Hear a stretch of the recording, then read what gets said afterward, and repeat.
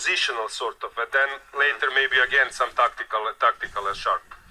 And that's why I was doing this intro, because I'm not surprised that he went for is it the French defense or is I think the French is his one of his, let's say, weapons when he wants to kind of fight.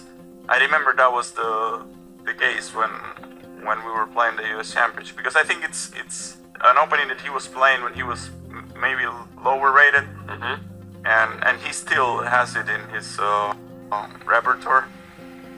Don't know for sure what's when he uses it and when not. Maybe it's very specific for today's prep, but I know it was an option.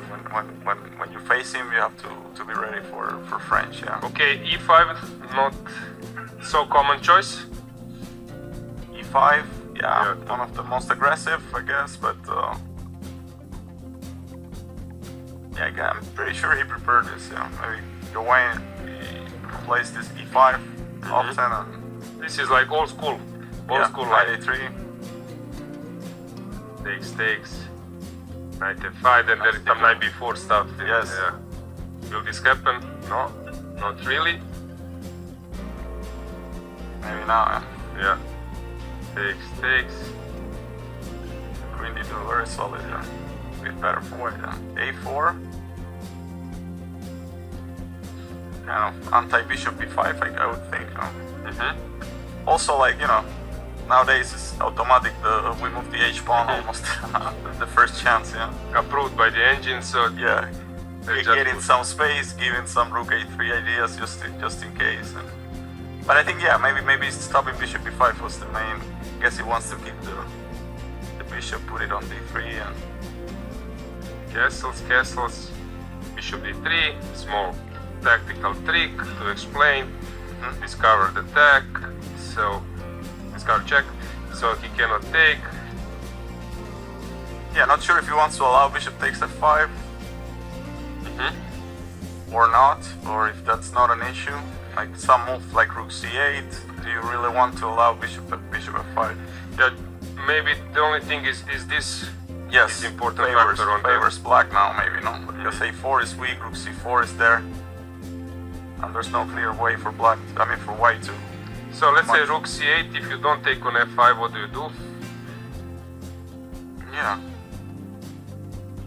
Good question. I guess g4 is too much.